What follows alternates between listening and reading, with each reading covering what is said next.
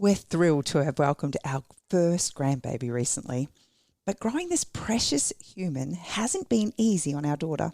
The unrelenting pregnancy fatigue really took it out of her. One thing that helped was keeping her fluids up, and she loved Rehydrate. Rehydrate is an essential electrolyte drink made by some great guys right here in Brizzy. It's safe during pregnancy and breastfeeding and is like a magical little energy and hydration boost for mum and bub. If you're growing a little human or are just feeling a little run down, grab some at Coles today. It's a Happy Families podcast with Dr. Justin Coulson. We're Luke and Susie, parents of 3 little boys, and this is the podcast for those of us who are time-poor parents who just want answers now. Dr. Justin Coulson's joining us in the studio, and as we look at this story that came out from 60 Minutes, we're talking about teenagers' addiction to computers, that it is the games and it's keeping them from school, and parents just don't know what to do. There's 2 issues I see here significantly. One, of course, is the addiction of these children, and the other is the parenting in this situation, and that has been torn to shreds in the midst of this. It's been violent and vitriolic. It's been awful. I think, look, regardless of whether we agree with what other parents are doing, we are not in the situation. We don't know what's going on. Yeah. And it's so important that we have some compassion for parents who are struggling. Not every parent is equipped. Not every parent has the knowledge that you and I might have, or, we could be so much kinder and so much more supportive of parents who are struggling. Yeah. And the awful things that have happened to this mum in particular from 60 Minutes, parents... I understand why people would say, come on, be the parent. But, looking at the story and looking at most of the families where these kinds of challenges occur, there's usually other things going on. Yeah. And it's so easy from a distance for us to stand back and say, oh, come on, people. Yeah. But I just think we need to be a little kinder, a little more compassionate. Well, you think judgment and harsh words are not going to help her?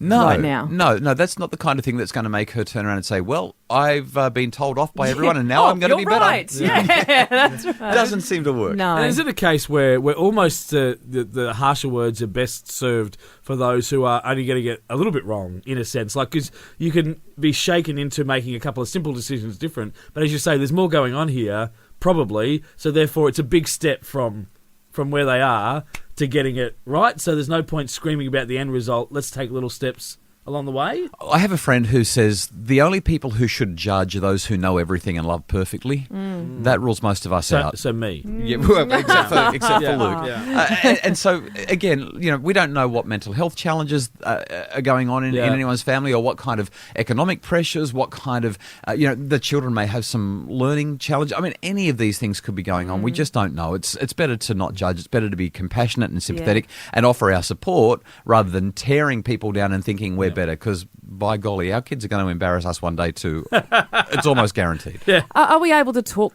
solutions for a teenager here? I think that's probably where we're best off focusing. What do parents do? At the risk of sounding a little bit harsh, it's worth reminding parents that under normal circumstances, we do need to actually set limits.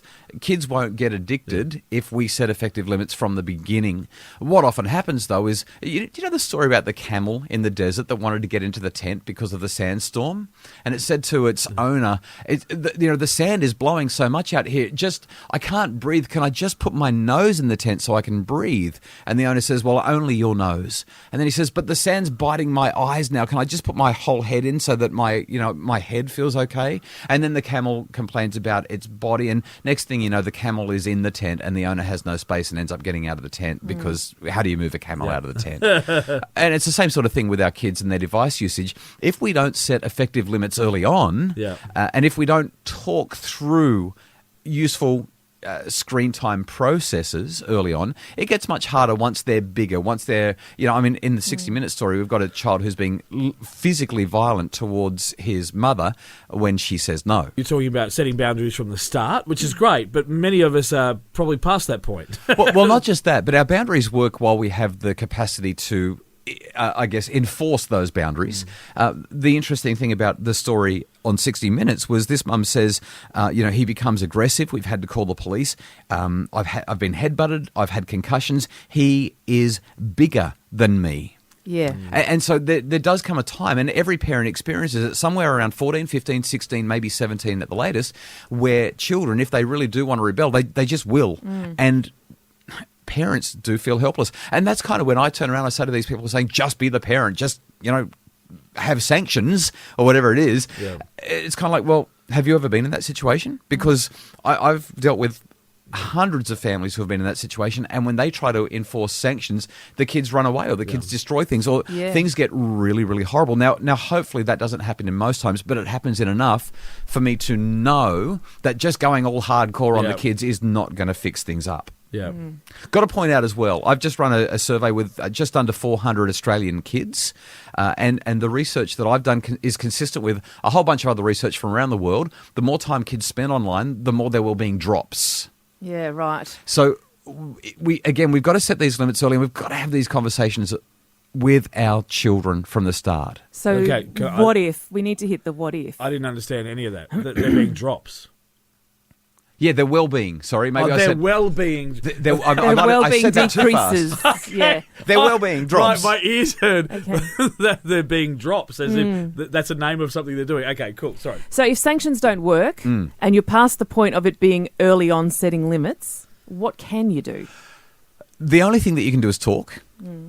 Well, actually, there's a couple of things you can do. Let's start with talking. I think talking is still the best solution here. When we're not in the moment, trying to have any sort of a disciplinary conversation with anybody, child or adult, when you're in the emotion of the moment is going to be ineffective. Yeah. You don't say to your kids, I'm sick of this Fortnite problem, I'm sick of this Snapchat, Instagram problem. Get off now. That's it. I've had enough. Let's have a conversation about this now. That just doesn't work. So we need to make sure that everyone's calm, go somewhere public, and sit down with a pen and paper and say, we need to talk about this. What are you noticing? And involve the kids, get their input. What are you finding? What are you feeling? Why is this happening? Let's discuss this. We want to explain, explore, empower. I talk about it with you guys all the time. It's the best discipline strategy there is. Explain our point of view, explore theirs, empower them. What do we do from here? How do we come up with a solution? But get really clear as well that now that we've come to an agreement, if this agreement is not held by you, what's going to happen? So there has to be a level of agreement that the gaming console will be put away, or the Wi-Fi will be turned off at night and hidden in the safe. We've got to come up with appropriate limits, because the reality is that these games have been designed to hook our kids, and they do. Yes. Yeah. And so that's the tricky thing is you go, that's exactly what they're achieving in that case, the extreme, but they're achieving their actual outcome desired by the designers. Isn't it? It seems like a moral vacuum. The more successful we are, the more your well-being will suffer. Yeah, okay. Yeah. that makes us excited about the world, Justin. But that's what these people are doing, right? Yeah. That's exactly what they're trying to do. The games are designed to grab our attention, or our kids' attention, and keep it. So our job as parents is pretty simple. We've got to keep our relationship strong. The more we focus on being angry, the more we focus on sanctions, the more we focus on punishments, the more we rupture the relationship, ignore the reasons that are underlying the behavior in the first place, and create increased friction and selfishness with our children. Our best bet is to have conversations at peaceful times with no devices around, when everybody's calm. Maybe we're buying them a hot chocolate, buying them a nice breakfast at a favourite cafe down the road. These conversations always happen best in the mornings, by the way. There's this thing that psychologists have discovered called morning morality. When we wake up in the morning, we're just much more moral than we are by the time we're hungry and tired and it's late in the day. Yeah, wow. We're more patient, we're more compassionate, we're more empathic. So we have these conversations on a Saturday morning. We go down to the cafe, or go for a walk along the beach or in the park or whatever it is, and talk. It's valuable to write the stuff down so that we can see it clearly, and then we come up with solutions together. I would imagine that someone in the situation of this mum, just to wrap it up, probably needs, it's so far down the track, she probably needs someone to help mediate these processes. And that was the last thing I was going to say. There will be some families for whom this advice is just not enough. The horse is bolted. Things are so serious. There's violence, there's aggression, there's threats, there's things being broken. If that is occurring, you can try this, but I would suggest that getting some professional help would be even better. I want to give her a great big hug and say, it's not over yet. Just hang in there, Mum. Dr. Justin Coulson, the author of Happy Families, thank you so much for helping us try and create one or two of those in this time. Glad to be with you. If you enjoy the podcast, please take a moment to rate it on iTunes. When you do that, it increases the visibility of the podcast and helps more people to find it. And if you're not a subscriber, jump onto Apple Podcasts and subscribe so that you can hear every episode as soon as it is uploaded. For more information on all of Dr. Justin Coulson's books, programs and podcasts, go to happyfamilies.com.au, or if you'd like to have Dr. Justin Coulson speak at your school or event, go to justincoulson.com.